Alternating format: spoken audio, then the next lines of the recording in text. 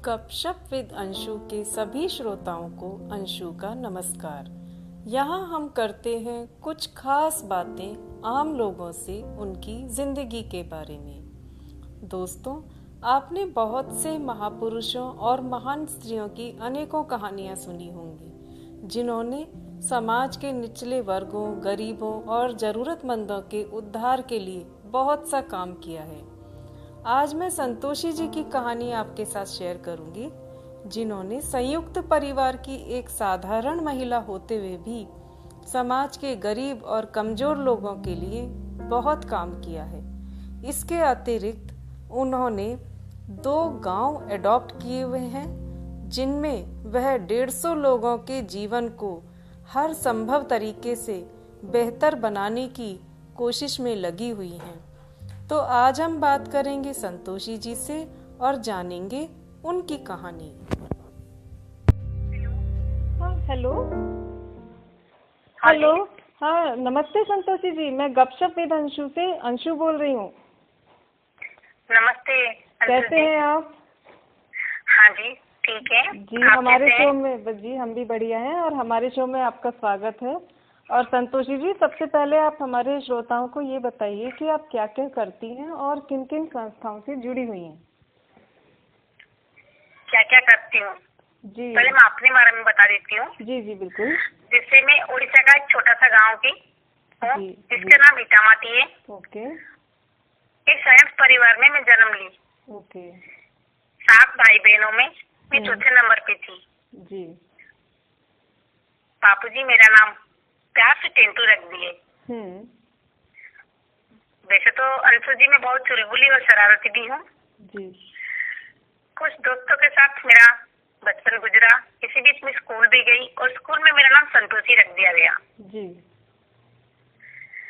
अंशु जी, मेरा नृत्य में और खेल कूद में बहुत शौक है और इसमें मैं अम्बल भी आती थी। जी। नृत्य जैसे मेरा फैशन है और मेरा सपना है, सोच लीजिए।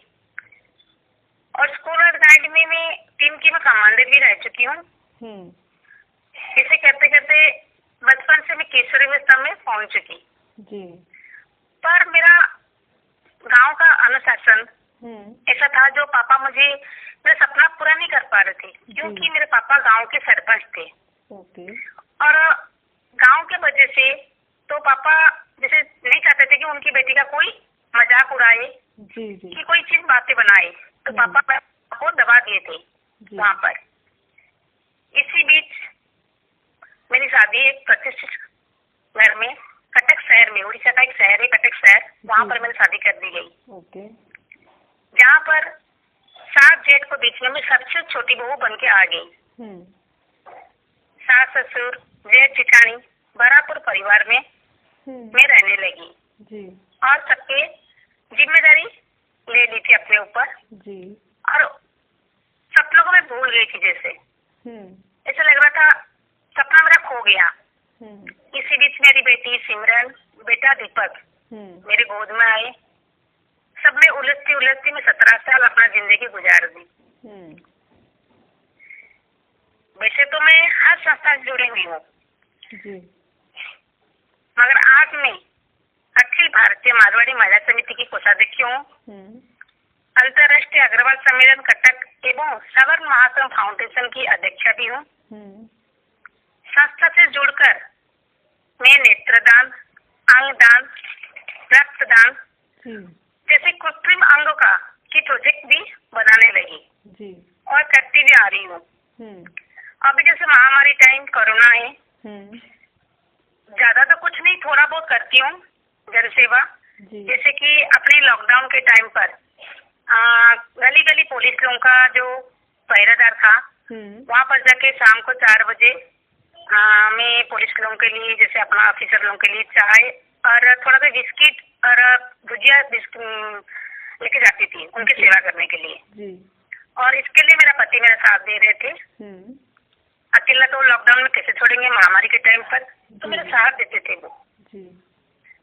ऐसे वैसे तो देखिए तो बहुत कुछ तो नहीं, थोड़ा बहुत जैसे लॉकडाउन के टाइम पर वृक्षारोपण, पर्यावरण सुरक्षा कार्यक्रम, अनाथ बच्चों का सेवा करना, बुजुर्ग आश्रम में जाके उनका सेवा करना, और सेवा करने के लिए मुझे बहुत खुशी मिलती थी उनके, क्योंकि ये मेरा बचपन का सपना था कि मैं सेवा करूँ उनके, कुछ ना कुछ करूँ, मगर मौका नहीं मिल रहा था मुझे गांव में।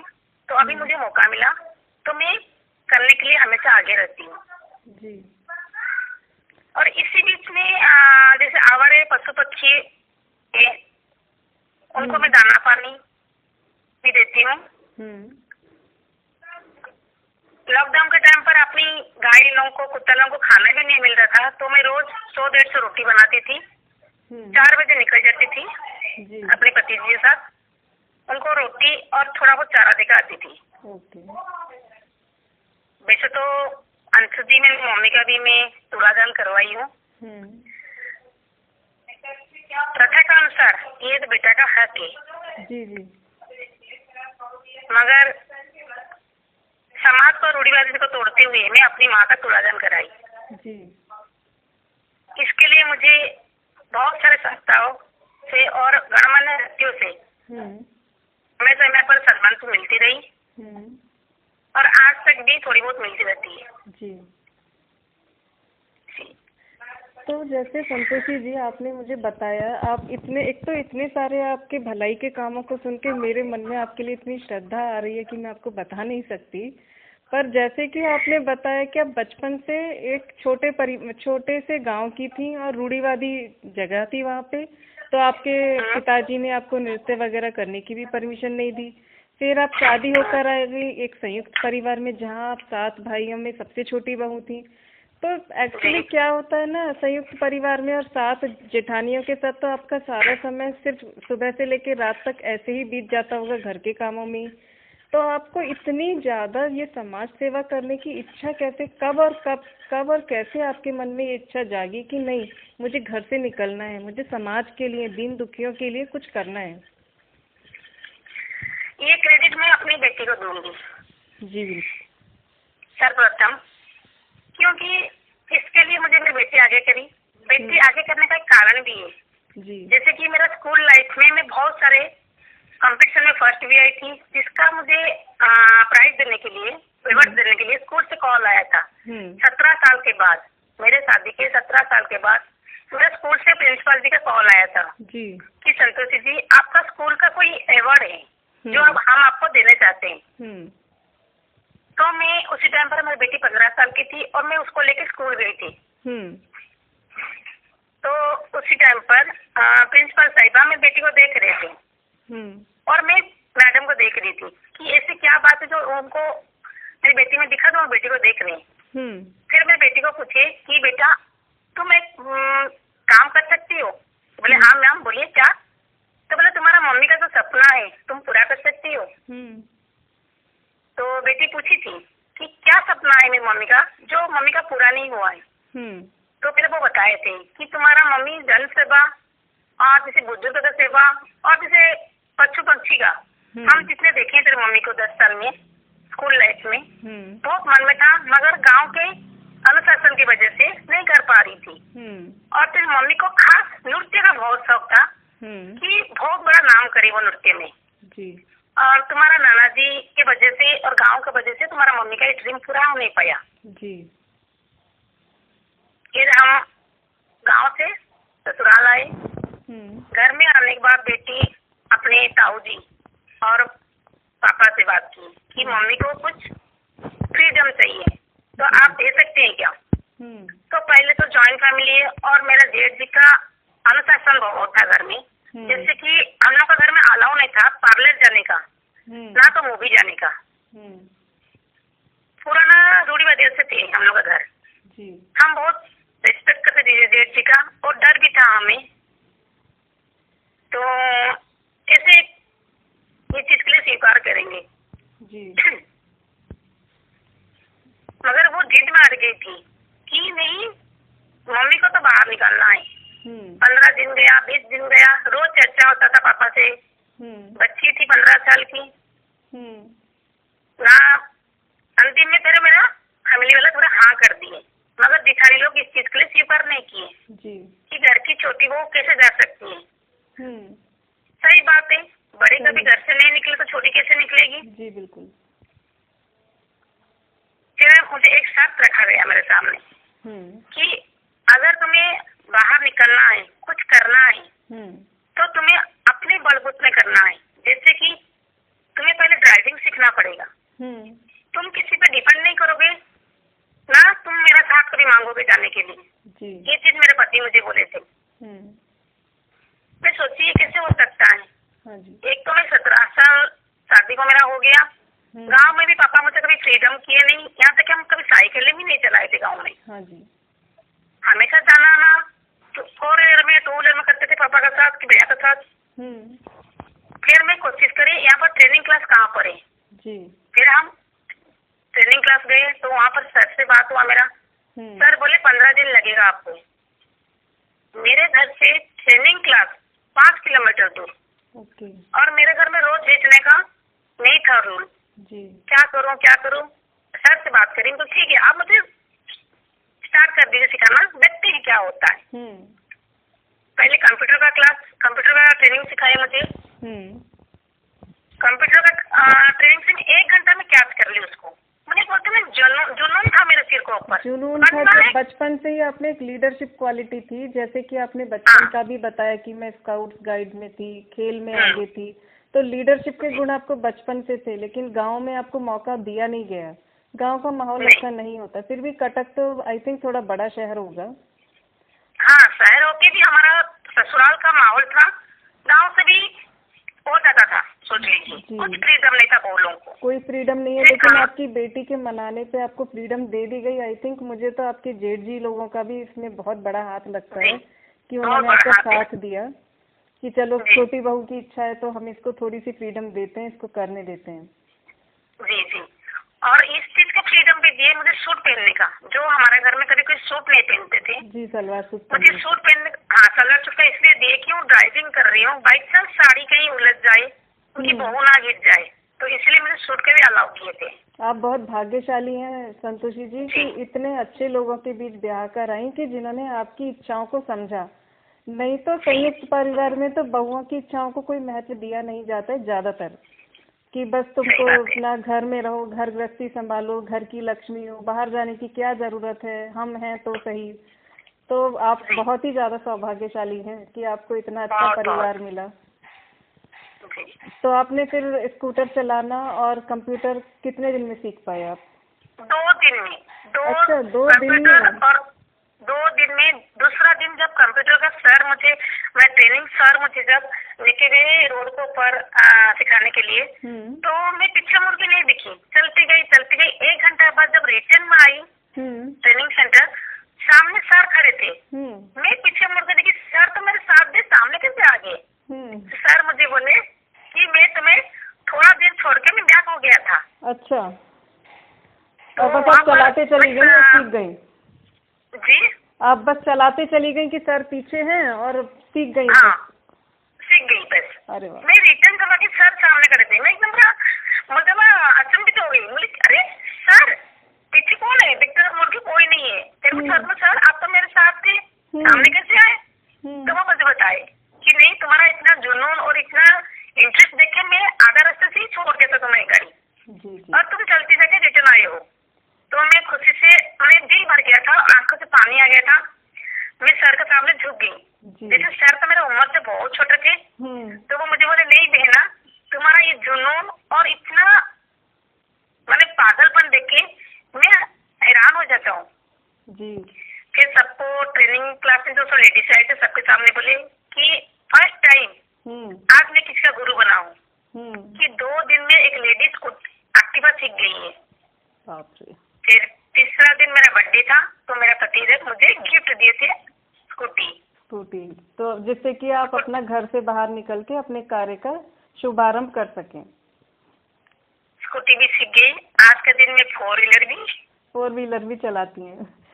तो संतोषी जी, जैसे अब तो आप काफी कुछ कर रही हैं, लेकिन जैसे ना जब शुरुआत होती है तो इंसान को समझ में नहीं आता कि मैं शुरू कहाँ से करूँ।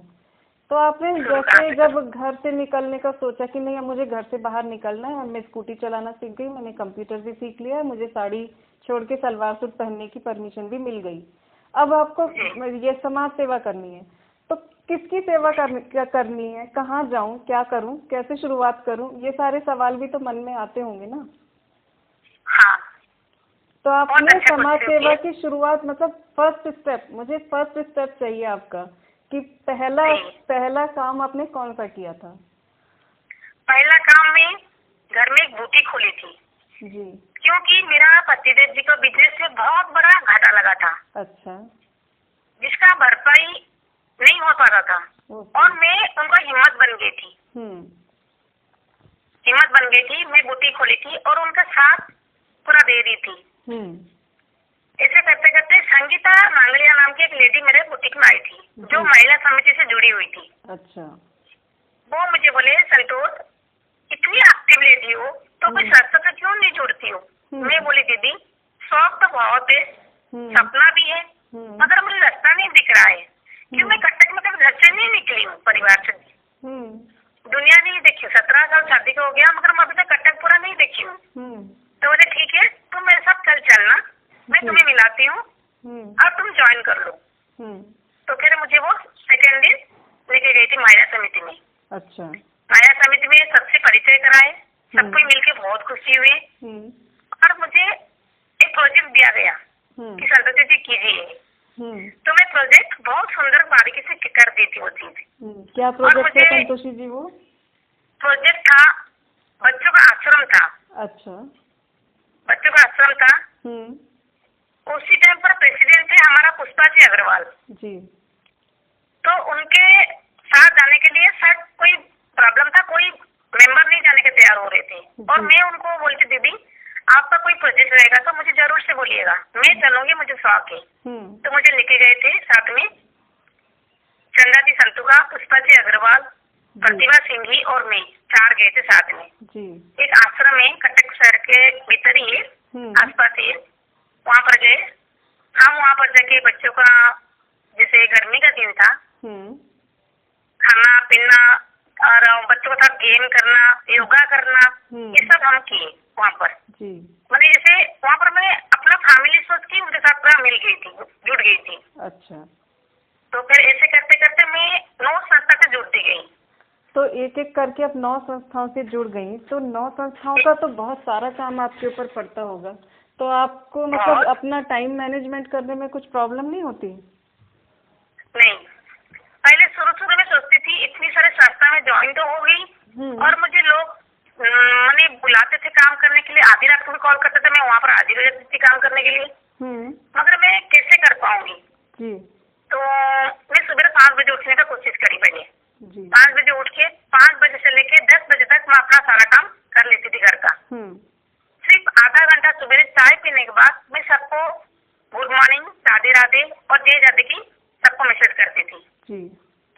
ये मेरा संस्कार था, पापा का दिया हुआ। उठते सबको प्रणाम करना। उसी टाइम पर मोबाइल था नहीं, कॉल था। कॉल में जितने रिलेटिव थे मेरे, उनको मैं सुबह उठ के कॉल करती थी, गुड मॉर्निंग और जय जगन्नाथ। हम लोग उड़ीसा के ठाकुर जय जगन्नाथ में बोलती थी उसी टाइम पर।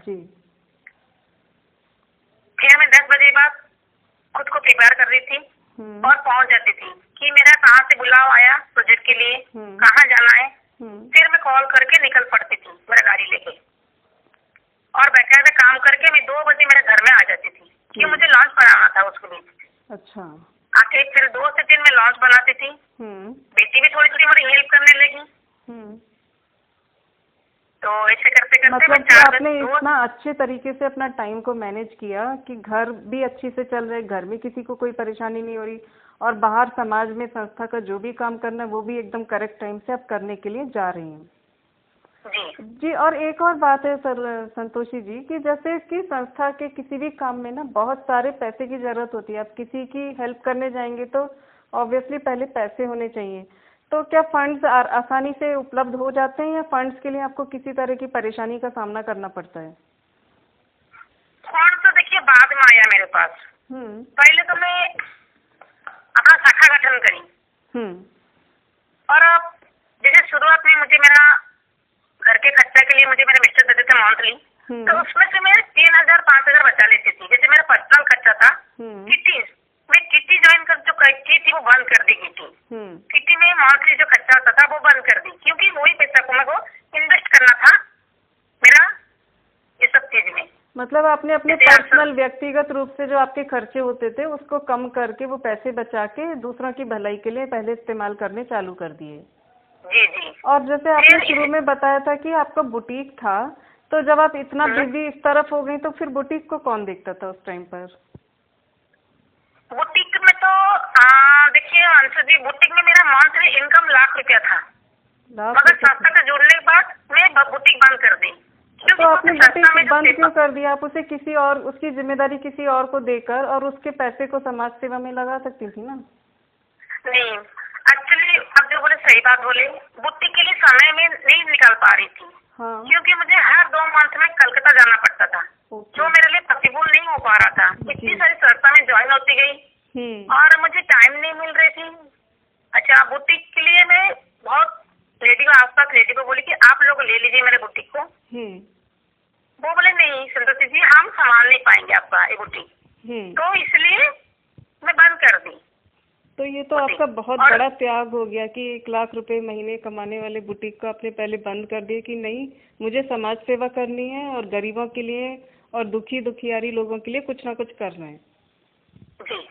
जी, बहुत अच्छा है। और बताइए फिर क्या हुआ उसके बाद? जैसे आपने एक संस्था ज्वाइन की, तो जैसे एक संस्था के बाद आप एक ही संस्था को बढ़ा सकती थी ना, आपने अलग अलग तरह की 8-9 संस्थाएं ज्वाइन की, उसका कुछ खास कारण है क्या? खास कारण देखिए, हर संस्था से ज्वाइन होती गई क्योंकि मेरा एक्टिविटीज देख के मुझे सब प्रपोज करने लगे कि हमारा जैसे लायंस में तुम आ जाओ, हमारा गीता ज्ञान में तुम आ जाओ, हर संस्था मुझे बुलाने लगी। आपका काम देखकर वो लोग खुद आपको इनवाइट करने लगे कि हमारे साथ भी जुड़ जाओ ताकि हमारी संस्था भी अच्छी तरह चल पाए।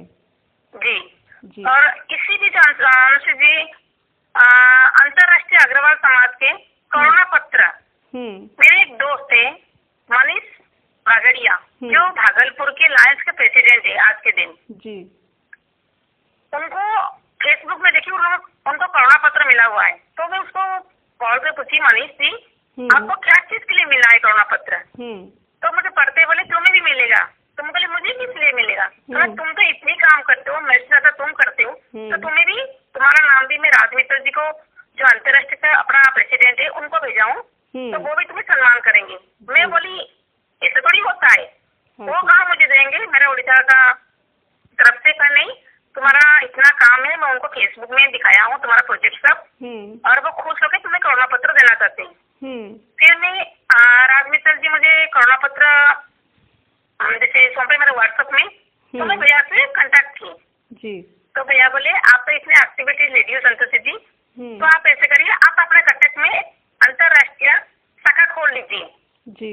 तो मैं बोली भैया मैं नहीं कर पाऊंगी, मुझे आदत नहीं है सब चीज का। हाँ, मैं आपको साथ दे दूंगी, मगर एक अध्यक्ष बन के मैं चला नहीं पाऊंगी जी, क्योंकि आज तक मैं कोई पोस्ट में नहीं थी। अच्छा, अभी तक आपके पास पोस्ट नहीं थी, आप सिर्फ एज ए मेंबर समाज सेवा कर रही थी? जी, पोस्ट मिला मेरे को अग्रवाल समाज का 6 महीना पहले अखिल भारतीय मारवाड़ी महिला समिति का कोषाध्यक्ष के रूप में। ओके जी। 6 साल का मेरा पोस्ट तो मुझे बहुत देने चाहते थे, मगर मैं लेना नहीं चाहती थी। आपका काम तो निस्वार्थ भाव से सेवा करना है। जी हाँ। ओके। फिर मैं अंतर्राष्ट्रीय अग्रवाल समाज का और श्रवण महासंघ का 15 दिन के भीतर 2 जगह में 2 शाखा का मैं अध्यक्षा बन गई जी। फिर मैं श्रवण महासंघ का जब आया मेरे पास अनिल बजाज जी, जो है श्रवण शाखा से जुड़े नहीं है, अंतर्राष्ट्रीय जुड़े हुए हैं, मैं उनको बोली श्रवण महासंघ का भी आया है, मगर मेरी हिम्मत नहीं हो रहा अनिल, तो बोले तुम बन जाओ अध्यक्षा, जो सपोर्ट चाहिए हम तुम्हें करेंगे।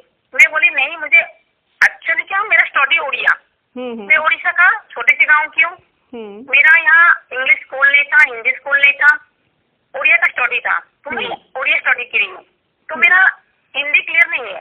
तो मैं बोली अनिल मेरे से नहीं होगा, आज मैसेज बनाना है, न्यूज बनाना है, स्पीच देना है, कितना कुछ करना है, मैं नहीं कर पाऊंगी। तो बोला नहीं संतोषी तुम ऐसे करो, तुम अध्यक्षा बन जाओ, जो भी काम होगा मैं तुम्हें हेल्प करूंगा 50-50 जी। अच्छा, न्यूज बनाने में मैं एक्सपर्ट थी, मगर क्लियर न्यूज मुझे नहीं आ रही थी हिंदी। तो जैसे मैं अभी कोई प्रोजेक्ट बनाती हूँ, पेपर में देने के लिए न्यूज बनाती हूँ, तो अनिल जी को भेजती हूँ न्यूज बना के। अच्छा। और वो मुझे पूरा आधी रात तक भी मुझे हेल्प करते हैं, पूरा न्यूज को हिंदी में क्लियर करते हैं, फिर मुझे सौंपते हैं। बोलते हैं ना कि अगर आप कोई अच्छा काम करने चलोगे तो भगवान पग पग पर आपकी हेल्प करेंगे। तो आपने एक अच्छी शुरुआत की कि नहीं मुझे घर से निकलना है, भगवान ने आपको देखिए हर मिनट मिनट आपकी हेल्प की है। आप 2 घंटे के अंदर स्कूटर चलाना सीख गई, 2 दिन के अंदर आपने कंप्यूटर में काम करना सीख लिया। और जब जब आपको मदद की जरूरत पड़ी कोई पीछे से आके खड़ा हो गया, तुम करो, हम पीछे खड़े हैं, हम हेल्प कर रहे हैं। जी नहीं, मेरा आज तक ये 2 दोस्त का बहुत साथ दे रहे हैं। जी जी। कहीं भी कुछ गलत दिखता है बेझिझक मुझे बोलते हैं ये चीज करो वो चीज करो तो अच्छा रहेगा। मतलब दैवी कृपा है आपके ऊपर कि तुम करो संतोषी, और हम ऊपर से सब तरह से तुम्हारी हेल्प पीछे से कर रहे हैं। जी। अच्छा, जैसे आप ऑलरेडी इतनी सारी संस्थाओं में बिजी हैं और इतने सारे लोगों की जीवन को सुधारने का काम आपने किया है और जगह जगह आप सहायता सामग्री भी उपलब्ध करवा रही हैं, तो आपने जो 2 गांव के 150 लोगों की पर्सनल जिम्मेदारी अपने ऊपर उठाई हुई है, उसकी प्रेरणा और उसकी शुरुआत कैसे हुई? ये क्रेडिट दूंगी मैं मेरा दोस्त और सहेलियों को। जी। जैसे मैं 2 गाँव का जो नहीं हूँ एडम, एक दिन मैं गांव जा रही थी और रास्ता में मेरा गाड़ी खराब हो गया। तो मिस्टर बोले तुम यहाँ पर साइड में खड़े रहो रोड के और मैं गाड़ी ठीक करा कर लाता हूँ। बोले ठीक है। 10-15 मिनट मैंने बोरिंग लगा तो मैं धीरे धीरे आगे बढ़ती गई। शाम 3-4 बजे का शाम का टाइम था, अच्छा मौसम था तो भीतर घुसती गई। चलते चलते देखिए बच्चे कुछ खेल रहे हैं, छोटे बच्चे कुछ खेल रहे हैं, तो मैं वहाँ पर खड़ी होकर देखी और एक चौपाई पे एक बुजुर्ग 2-3 बैठे थे वहाँ पर। जी। तो मगर बच्चों लोग के बदन पे कोई कपड़ा नहीं था, सिर्फ चड्डी नाम का कोई चीज था उनके बदन पे और कुछ नहीं था। और कोई बच्चा का बदन तो पूरा नंगा था सोचिए। फिर मैं वो चौपाई में जो बैठे थे बुजुर्ग उनके पास गई, उनको मेरी लैंग्वेज उड़िया लैंग्वेज से बात करी। चाचा जी जैसे अपने उड़िया बोलता समझ नहीं पाएंगे बहुत चीज, तो जैसे मैं हिंदी में बोल रही हूँ, चाचा जी ये बच्चे जो खेल रहे हैं बेटा तो इतने छोटे बच्चे नहीं है, नंगे क्यों है? तो बोले बेटा तुम शायद नए आई हो इस जगह पे। मैं बोले हाँ। कला क्यों? मैं बोले ऐसे ऐसे मेरी गाड़ी खराब हो गया तो मेरे पतिदेव भी गए गाड़ी ठीक कराने के लिए, तो मैं अंदर आती गई। तो बोले बेटा कपड़ा का तो छोड़ो, यहाँ पर तो खाने को भी कुछ नहीं मिल रहा है। तो बोले क्यों? बोले नहीं हमारा एरिया बहुत गरीब बस्ती है और हमें छोटे जाते हैं तो हमें कोई नौकरी देना चाहता नहीं, कोई रखना नहीं चाहते हैं। अच्छा। बस जो थोड़ा बहुत खेती बाड़ी अगल बगल का होता है हम उसी से गुजारा करते हैं। मतलब इतनी ज्यादा गरीबी थी वहाँ पर कि खाना ही मुश्किल था, तो कपड़ा कहाँ से लाएंगे वाली सिचुएशन थी। जी, अपने हाथों से जो उगाते थे वो ही खाते वो लोग अपना गुजारा करते थे। जी। ठीक है, उनकी बातें सुन के मेरा तो वैसे तो मेरा दिल बहुत नरम कच्चा है, तो फिर उनके सुनते सुनते मैं पूरा मासूम तो चेहरा हो गया मेरा। मैं पूरा आंखों से पानी आने लगा, रोने लगी भीतर से कि ऐसा भी भगवान दुनिया होता है। हाँ टीवी में देखी हूँ, किताबों में सुनी हूँ, कहानी भी सुनी हूँ, मगर रियल आंखों से देख रही हूँ। फिर मैं उनसे बात करते करते ऐसे दिल भर गया था। फिर मैं उनको बोली चाचा मैं जा रही हूँ, मगर दुआ करना भगवान जिससे कि दोबारा आपसे मिलने आ सकूँ मैं। जी। तो बोल के उनका पैर को छूने लगी। तो वो मुझे आशीर्वाद दिए, हाँ बेटा जाओ बहुत जल्दी आना वापस। इतना आशीर्वाद लेके मैं वापस मन खराब करके चलती आई वापस वही जगह पे जहाँ पति से छोड़ के गए थे। ये आए चले साथ में, फिर चली रास्ता में मैं इनको बोली बहुत कुछ आज देख ली हूँ और मेरा दिल भर गया है, वापस कटक चलते हैं। तो क्यों क्या हुआ? तो इतनी खुशी से फिर जाने की निकली थी, अब कटक जाने को वापस कैसे बोल रही हूँ? नहीं और इच्छा नहीं है अब कटक चलेगा, नहीं घर चलो मम्मी के पास मिलकर आओगे। वहाँ गए 2 दिन मम्मी के आ रहे, मम्मी ने देखी इसका चेहरा उदास है, कुछ पूछी बोल नहीं पा रही थी। वापस आई, एक जिद्दी में अड़ गई थी कि मुझे करना है कुछ, वही गाँव में मुझे कुछ ज्यादा तो नहीं, कम से कम तन पे तो कपड़ा ढक सकूं, पेट में भरपूर ना सही कुछ तो दे सकूं। जुनून छा गया था और पतिदेव थोड़ा सा गुस्सा भी हो गए थे मेरे ऊपर कि सब दुनिया का ठेका तुम ले रखी हो क्या, कितनी कर लोगी? गुस्सा में बोले थे मुझे। सही बात। जो मुझे बहुत तकलीफ हो रहा था और रो ली थी। और मैं गुस्सा में बोलती ऐसा भी क्या पति है जो कंजूसी कर रहा है? फिर मैं 2-3 फ्रेंड जो मेरा क्लोज है, दोस्त है, सहेली, उनको कॉल करी। डायरेक्ट फिर उनको बोली हेल्प कर सकते हो? कला बोल क्या चाहिए?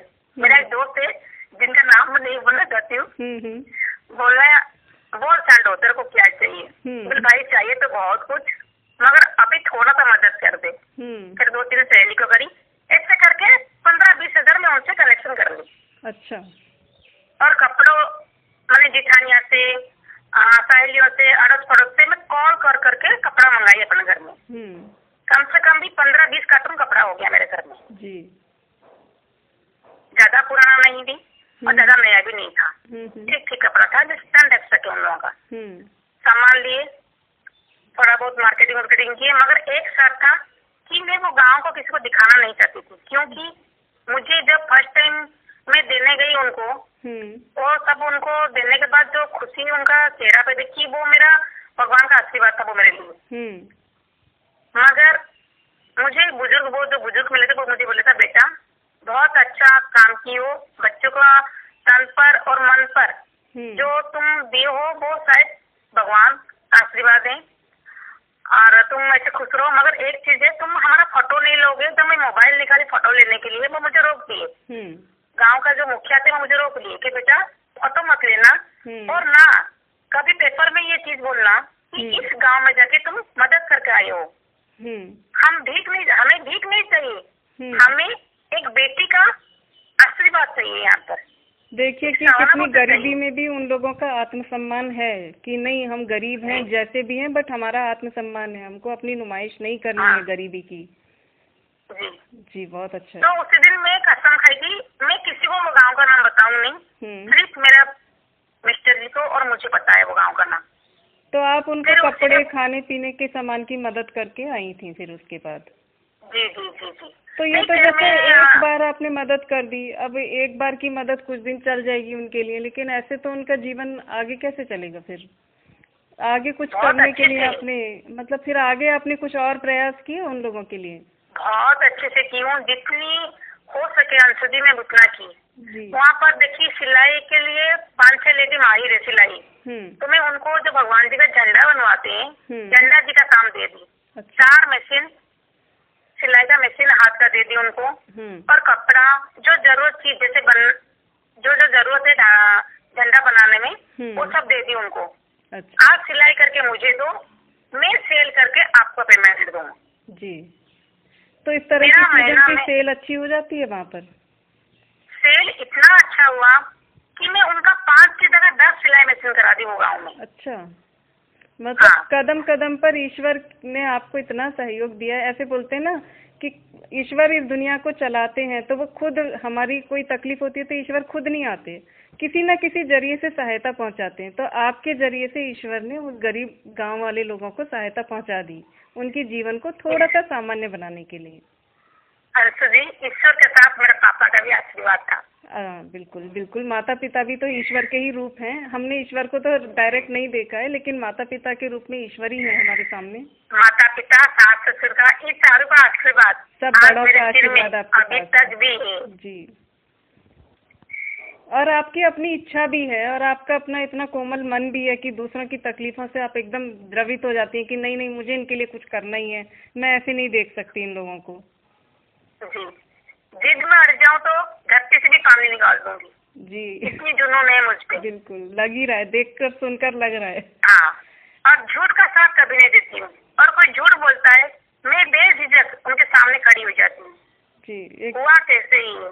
नहीं, एक सच्चे इंसान का ही साथ कोई देता है आगे बढ़ने के लिए। झूठ कितने दिन नहीं, कई लोग मुझे बोले हैं सस्ता में रहिए ना, झूठ का साथ देना पड़ेगा। मैं एक बार बोलती थी ऐसा संस्था को मुझे स्वीकार नहीं है, नहीं चाहिए, मुझे नहीं चाहिए संस्था, मुझे सच का संस्था चाहिए। अच्छा, तो जैसे वो गांव में आपने अब मशीनें वगैरह उपलब्ध करा दी, तो वहाँ की महिलाओं का तो काम हो गया।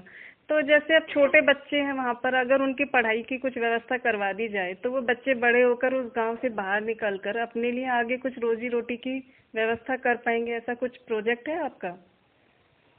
प्रोजेक्ट तो बना स्टार्ट भी हो चुका है मेरा, उसी दिन से ही स्टार्ट कर दी थी। जैसे मेरा गांव के फ्रेंड की 2 फ्रेंड का ऊपर दुख पड़ गया था, जैसे उनका हस्बैंड का डेथ हो गया था। अच्छा। उनकी बच्ची पढ़ी लिखी है, उन दोनों बच्ची को उनके फैमिली के साइड वो गांव में बता दी थी।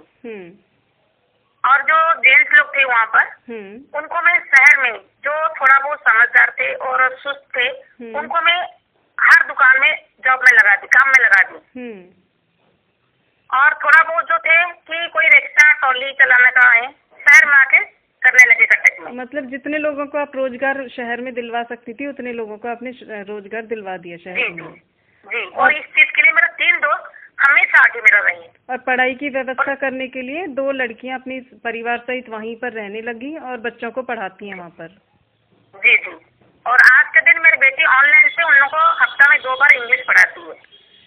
ऑनलाइन इंग्लिश पढ़ाती है, तो ऑनलाइन के लिए तो अगर लैपटॉप या कंप्यूटर नहीं तो एटलीस्ट मोबाइल उन लोगों के पास होना चाहिए संतोषी जी। जी जी, तो उसकी व्यवस्था अपने उनके लिए ज्यादा दाम का तो मोबाइल नहीं है। हाँ जी, हल्का दाम का मोबाइल जी 3 या 4 में उनको दिलाई, जो मेरा दोस्त लोगों का यूज किया हुआ था।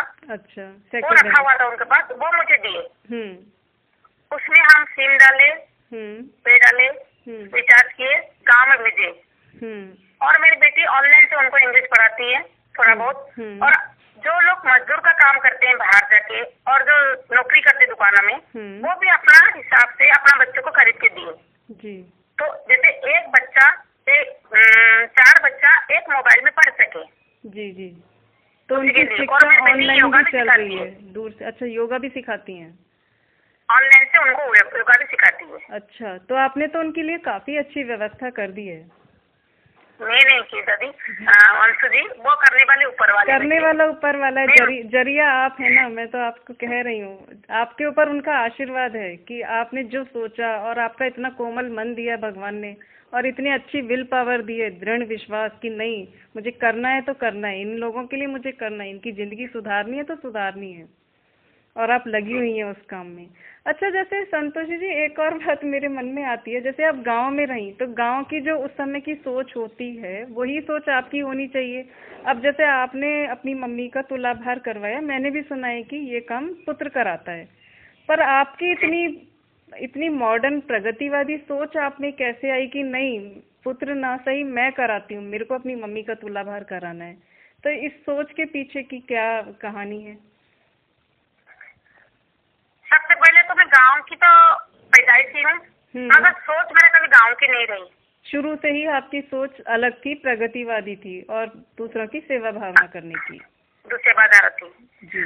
मम्मी का तुलादान का इसलिए मन में सोच आया, पहले तो पापा का बहुत मैंने अमीर में थे, अमीरी में बोले ना बहुत संपन्न परिवार में थे, हम भी नहीं करते थे। कुछ दुर्घटना बस से पापा का भी थोड़ा बहुत गाड़ी उड़ी एक्सीडेंट हो गया, ट्रक ट्रॉलर एक्सीडेंट हो गया, और फिर पापा का 5 बेटी का शादी भी किए हैं, तो पापा का थोड़ा सा हल्काई भी हो गया था इस चीज के लिए जी जी। और भाई लोग भी मेरा जैसे गांव छोड़ के कटक भी आ गए थे, तो थोड़ा बहुत मैंने हल्का ही आ गया था पैर में मेरा सोचने की। और पापा मुझे बहुत अच्छे घर में शादी कराए थे, तो मम्मी हमेशा बोलती थी मेरा तुलादान करने का इच्छा है, तुलादान करवाने का इच्छा है। तो मैं बोलती थी तुलादान होता है क्या? तो कटक शहर में करीब 5 साल पहले नानी भाई का मायरा हुआ था, जो नंदगांव गौशाला वाले किए थे, और उसके प्रेसिडेंट थे कमल सिकरिया जी। तो उनसे मैं बात की, बोले भैया क्या लड़की तुलादान कर सकती है? तो बोले क्यों, ऐसा क्वेश्चन क्यों कर रहे हो? मैं बोली नहीं, बोलिए लड़की तुलादान कर सकती है क्या? कहा हाँ, क्यों नहीं कर सकती, किसकी कराओगी तुम?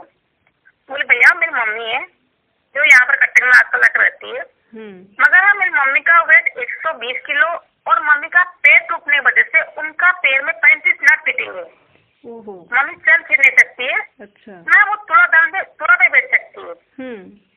तो बता मुँह को देख रहे और मैंने क्या सोचने लगी, वो देखे कि मेरा एक मैंने दिखते तो कुछ ये हो रहा है, तो बोले तुम्हारा इच्छा है मम्मी का दान करने का? बोले हाँ भैया, मम्मी से मम्मा का तुलादान करने का मेरा बहुत इच्छा है, मगर हिम्मत नहीं हो रहा है जी। कहे अच्छा ठीक है, तुम ऐसे करो मम्मी को ले आओ। मुझे भैया कैसे ले आओ मम्मी को? मम्मी बैठ नहीं पाएगी इस पे, एक तो मम्मी का वेट इतना है, फिर मम्मी उसमें चढ़ भी नहीं पाएगी, कैसे बैठेगी? कहा तुम जाओ ना बहन, तुम लेकर आओ मम्मा को, हम इंतजाम कराते हैं। मैं गई मम्मी को लेने के लिए, तो मम्मी पहले सुबह मना करी, जो माँ बाप कभी मेरे घर में पानी तक नहीं पिए, वो मेरा पैसा से तुलादान कैसे कराएंगे। और पापा का डेथ हो गया था मेरा उसी टाइम पर जी। तो मम्मी को बहुत समझाई, एक बार चलो ठीक है तुलादान ना कराओ, कोई नानी माई का मायरो तो देखने जाओगी, चलो। तो फिर मम्मी तरह तैयार हुई कि मम्मी जरा सा पूजा पाठ में बहुत आती थी मेरी। लेके आई, जब मैं लेकर आके खड़ी करी मम्मी को तुलादान के पास, मम्मी मेरे मुंह को देख रही है और आंखों से उनका पानी आ गया। तो कमल सिकरे भैया जो थे मेरे प्रेसिडेंट गौशाला के, वो बोले मौसी जी ये बेटी नहीं बेटा है आपके जी। मम्मी बोले नहीं बेटी का पैसा से मैं दान कराऊं क्या। तो मैं बोली मम्मी 1 रुपया मुझे दे दे तेरे बेटे का नाम पे, मेरा 1 करोड़ के जैसे हो जाएगा। तो तेरे को भैया बोले हाँ मैं आपका बेटा बन जाऊं, आप तुलादान करा लीजिए। फिर बड़ी मुश्किल से मैं मम्मी को जब लेने गई, भैया चांदी का चौकी बनवाए, मम्मी उस पे चढ़ के तुला में बैठ सकेगी जी। बहुत इतना सुंदर इंतजाम किए हैं। बहुत देखने लायक, सब भागा किए। कितनों का तो जेलस फील भी होता है, कितनों को अपना नहीं। इस तरह की एक शुरुआत आपने की है ना, कि ये ऐसा कुछ नहीं है कि माता पिता के लिए कुछ करना पुत्र का ही काम है। पुत्री भी आजकल बेटी लोग भी अपने माँ बाप के लिए कुछ करना चाहती है, तो उसको करने की हमें छूट देनी चाहिए। भाई तुम करना चाहती हो, माँ बाप तो तुम्हारे दिए, तुम भी करो। जी आपने बहुत अच्छा काम किया। अब जैसे आपने जमाना का तो मैं कुछ भी नहीं मानती हूँ, ना मानूंगी कभी जिंदगी में। नहीं, जो चीजें ठीक नहीं है, जो अब आजकल आधुनिक युग में जो चीजें ठीक से सेट नहीं होती हैं, पुरानी बातें, तो हमको उनको बदल देना चाहिए। अब जैसे कि आपने कुछ लड़कियों का कन्यादान किया, कुछ का घरवा दिया, तो ये वाली सोच आपके मन में कैसे एकदम से आई? कन्यादान का तो देखिए, मेरी बेटी को ट्यूशन करने एक लड़की आती थी जो गरीब घर की उड़िया कास्ट की थी। अच्छा। उसके माँ बाप बचपन से डेथ हो गया था एक्सीडेंट में कुछ। चाचा चाची उसका परवरिश किए, मगर चाचा चाची उसके अच्छे नहीं थे। वो अपनी ट्यूशन सुन करके अपनी बलबूत में खड़ी हुई थी। उसका कोई लव मैरिज शादी था जी। तो मुझे बोली भाभी मैं और 2 महीना बाद नहीं आऊंगी। बोली क्यों, क्या हुआ ना। नहीं मेरा एंगेजमेंट हो गया, 2 महीना बाद मेरी शादी है। तो बोली ठीक है, मुझे बोलना कब तेरा शादी है, मैं आऊंगी तेरी शादी में। जैसे बोली वो मेरे गोद में अपना सिर रखे रोने लगी। तो बोली क्या हुआ सोनी, तू रो क्यों रही है। अरे नहीं भाभी जी भर गया। बोल बोल क्या हुआ ना, मेरा आप कन्यादान कर दोगे। मैं बोली कन्यादान मैं कैसे करूंगी। नहीं बाबा मैं नहीं कर सकती हूँ ना। नहीं आप कन्यादान मेरा कर दोगे। बोले मेरे पास इतना अमाउंट नहीं है कि मैं तेरा कन्यादान कर सकूं। अरे नहीं आपका दिल बड़ा है। ठीक है भाई, बच्ची है रो रही है, ज्यादा 21-22 साल की लड़की थी वो। जी जी। तो मैं उसके सिर पे हाथ रख, ठीक है तू घर जा, तेरा कन्यादान मैं कर दूंगी। बोल तो दी, कन्यादान का मतलब क्या मैं नहीं जानती थी पहला बात। इतनी बड़ी जिम्मेदारी आपने उस बच्ची के कहने से ले ली। अब क्या करूँ ये सोच रहे होंगे कि कैसे इसका काम करूँ मैं। 2 दिन के बाद मेरी भी जिठानी के पास में गई, जो 2 नंबर जिठानी मेरी माँ के जैसे मेरी बहन के जैसे थी। वही शादी के लिए मम्मी से हाथ जोड़ के मुझे लेके आई थी गाँव से कि मुझे माँ ये लड़की दे दो मेरे देवर के लिए। मैं उनको बोली भाभी जी बहुत बड़ी गलती हो गया, लड़की को बोल दी कन्यादान, और कन्यादान का नाम भी पता नहीं, मतलब पता नहीं, और मैं दान करने की भी बोल दी क्या होता है कन्यादान। तो मुझे बताए थे हाँ कर दी तो कर देना। बोले भाभी आप कर लो, मैं तो नहीं कर पाऊंगी, आप कर लो, बच्चे बड़े हो। नहीं तुम करो, तुम बोली हो तुम करो। तो बोले भाभी मुझे तो इतना कोई देगा नहीं कन्यादान करने के लिए, मैं कहाँ से लाऊंगी इतना। कि मेरे पापा का भी इतना अभी पोजीशन नहीं है कि मैं उनसे भी हेल्प मांग सकूं।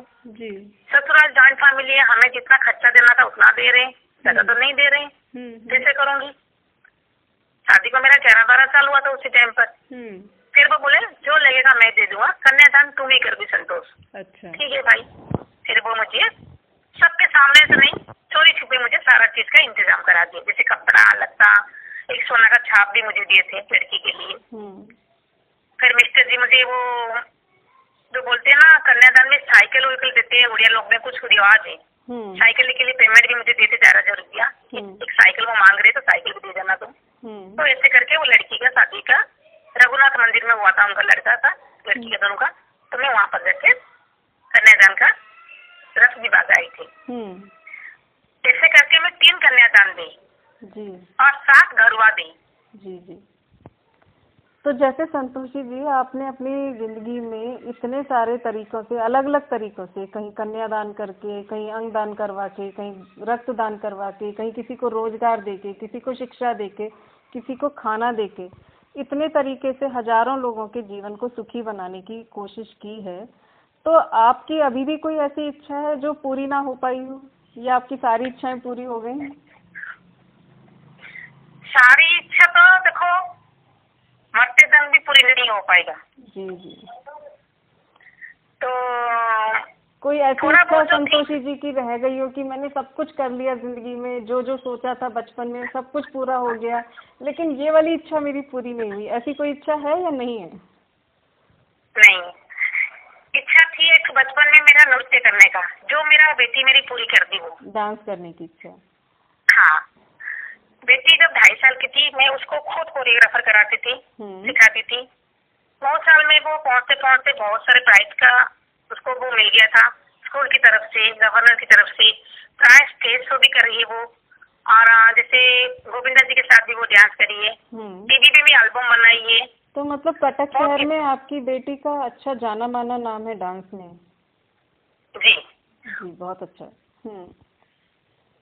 और प्राय सपना तो मेरी बेटी पूरी कर दी। थोड़ा बहुत खेल कूद का जो था मेरा, जैसे मैं स्काउट एंड गाइड में थी और कबड्डी का चैंपियन थी, जो मेरा बेटा भी पूरा कर दिया वो खेल कूद में। तो आपके दोनों सपने एक बेटी ने पूरा कर दिया, एक बेटे ने पूरा कर दिया।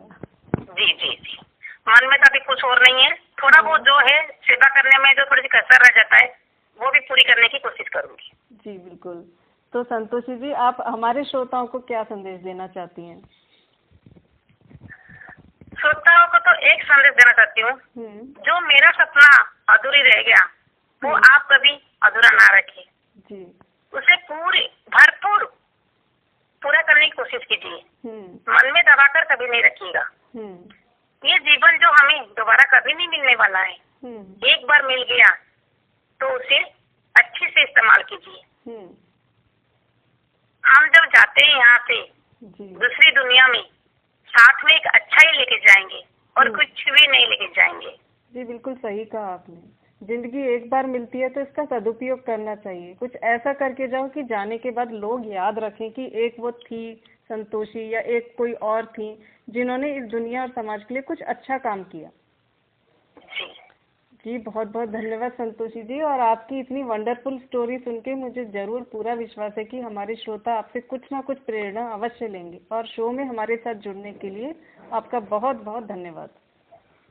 अंशु जी, आपका भी बहुत बहुत धन्यवाद कि आप मुझे इस काबिल समझे और आप इतनी दूर से बात किए मुझसे, तो बहुत खुशी हुई। मेरी पहचान आप बना दिए। नहीं जी, ऐसा कुछ नहीं है। आपने बहुत काम किया है और मैं रियली आपके लिए बहुत श्रद्धा फील करती हूँ अपने मन में। तो आप हमारे लिए और बहुत सारे लोगों के लिए आप बहुत ज़्यादा प्रेरणा दे रही हैं। और हम भी ज़रूर अपनी ज़िंदगी में ऐसा कुछ करने की, इतना सारा नहीं तो छोटी मोटी कोशिश ज़रूर करेंगे कि कुछ ना कुछ अच्छा काम करके जाएं इस दुनिया में। दोस्तों, काम ऐसे करो कि पहचान बन जाए, चलो ऐसे कि निशान बन जाए। अरे जिंदगी तो हर कोई काट लेता है, अगर दम है तो ऐसे जियो कि मिसाल बन जाए। कुछ कर गुजरने के लिए मौसम नहीं मन चाहिए, पूरी कायनात जुट जाएगी, बस संकल्प अटल चाहिए। दोस्तों, आज आपने सुनी संतोषी जी की कहानी। अगले एपिसोड में आपसे फिर मिलेंगे एक नई कहानी के साथ।